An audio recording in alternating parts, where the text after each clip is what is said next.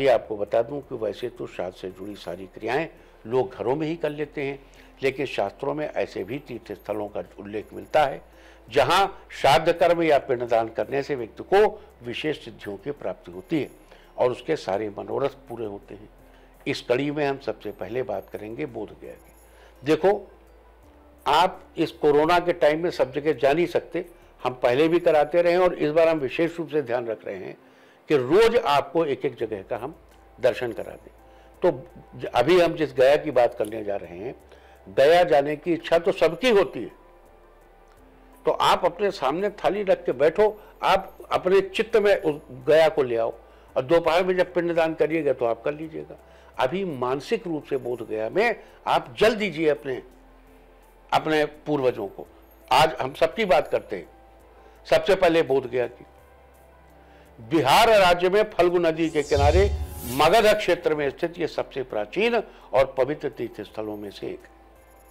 यहां अपने पुरखों का पिंडदान करने देश विदेश से लोग आते हैं। विष्णु पुराण और वायु पुराण में इसे मोक्ष की भूमि कहा गया है। कहते हैं यहां स्वयं विष्णु पितृ देवता के रूप में मौजूद है और स्वयं ब्रह्मा जी ने भी अपने पूर्वजों का पिंडदान यहीं पर किया था।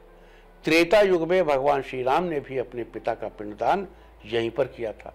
कहते हैं यहाँ किया गया पिंडदान 108 कुल और 7 पीढ़ियों तक का उद्धार करने वाला कहा गया है। गया में इस समय 48 वेदियां हैं जहां पर पितरों का पिंडदान किया जाता है।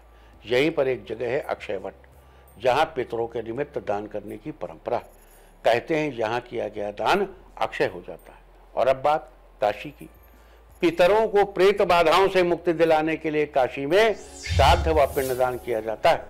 सात्विक, राजस, तामस ये 3 तरह की प्रेत आत्माएं मानी जाती हैं और इन प्रेत योनियों से मुक्ति के लिए देश भर में सिर्फ काशी के पिशाच मोचन कुंड पर ही मिट्टी के 3 कलश की स्थापना की जाती है और कलश पर भगवान शंकर, ब्रह्मा और श्री विष्णु के प्रतीक के रूप में काले, लाल और सफेद रंग के झंडे।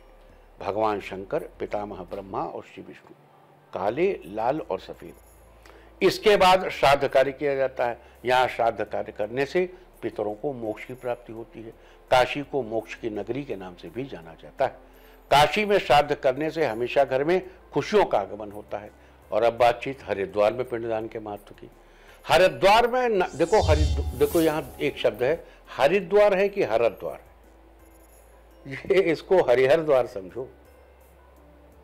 हरिद्वार भी है, हरिद्वार भी है, ज्यादा मशहूर हरिद्वार है। तो हरिद्वार में नारायणी शिला के पास पूर्वजों का पिंडदान किया जाता है। आप चाहो हरिद्वार कह लो, आप जो चाहो कहो। माना जाता है कि यहाँ पर पिंडदान करने से पितरों का आशीर्वाद हमेशा पिंडदान करने वाले पर बना रहता है, उसके जीवन में हमेशा सुख शांति बनी रहती है। अब बात करेंगे कुरुक्षेत्र में श्राद्ध या पिंडदान की। हरियाणा के कुरुक्षेत्र में पिहोवा तीर्थ पर अकाल मृत्यु वालों, यानी जिनकी मृत्यु एक्सीडेंट में या किसी शस्त्राघात से हो गई हो, उनका श्राद्ध अमावस्या के दिन यहाँ करना सबसे उत्तम माना जाता है। तो महाभारत के अनुसार धर्मराज युधिष्ठिर ने युद्ध में मारे गए अपने परिजनों का श्राद्ध और पिंडदान पिहोवा तीर्थ पर ही किया था। वामन पुराण में इस जगह के बारे में उल्लेख मिलता है कि पुरातन काल में राजा पृथु ने अपने वंशज राजा वेन का श्राद्ध यहीं पर किया था। कहते हैं यहाँ श्राद्ध कार्य या पिंडदान करने वाले व्यक्ति को श्रेष्ठ संतान की प्राप्ति होती है। इतिहास में राजा वेन की चर्चा अपनी पुत्री के प्रति अगाध स्नेह रखने के लिए होती है। अपनी बेटी पर बड़ा स्नेह, बड़ा प्रेम रखते थे। तो ये थी सारी चर्चा आज नवमी तिथि और मृगशिरा नक्षत्र में श्राद्ध के बारे में। देखो आज ही मात्र नवमी है, सारी सुहागिन स्त्रियों का श्राद्ध आज ही किया जाए। उनका स्वर्गवास चाहे जिस दिन हुआ हो, लेकिन सारी सुहागिन स्त्रियों का श्राद्ध नवमी के दिन, मात्र नवमी के दिन ही किया जाता है। आज ही करना। तो उम्मीद है कि आप इस चर्चा से फायदा जरूर उठाएंगे।